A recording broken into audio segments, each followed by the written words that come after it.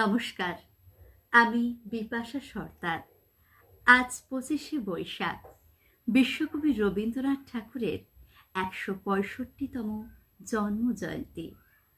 আমি তার চরণে বিনম্র প্রণাম এবং শ্রদ্ধা জানিয়ে তারই একটি কালজয়ী কবিতা, দুঃসময় কবিতাটি পাঠ করছি।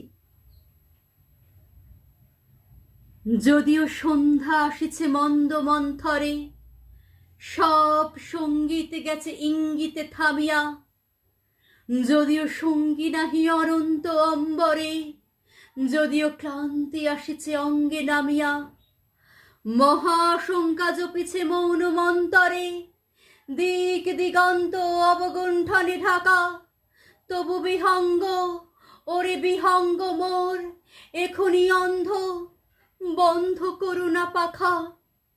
এ নহে মুখর বন মর্মর গঞ্চিত, এ যে অজাগর গরজে সাগর ফুলিছে। এ নহে কুঞ্জ কুন্দ কুসুম রঞ্চিত, ফেন হিল্লোর কলকল্লরে দলিছে। কোথারে সে তীর ফুল পল্লব পঞ্চিত, কোথারে সে নীর, কোথা আশ্রয় শাখা। তবু বিহঙ্গ, ওরে বিহঙ্গ মোর, এখনি অন্ধ, বন্ধ করুণা পাখা। এখনো সমকে রয়েছে সুচির সরবরি, ঘুমায় অরুণ সুদূর অস্ত অচলে।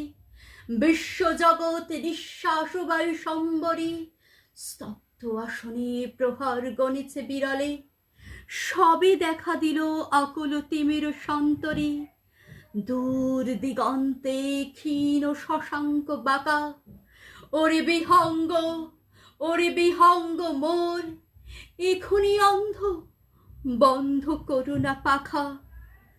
ঊর্ধ্ব আকাশে তারাগুলি মেলি অঙ্গুলি, ইঙ্গিত করি তোমা পানে আছে চাইয়া। নিম্নে গভীর অধীর মরণ উচ্ছলি, শত তরঙ্গে তোমা পানে উঠে ধাইয়া। বহুদূর তীরে কারা ডাকে বাঁধে অঞ্জলি, এসো এসো সুরে করুণ মিনতি মাখা। ওরে বিহঙ্গ, ওরে বিহঙ্গ মোর, এখনি অন্ধ, বন্ধ করুণা পাখা।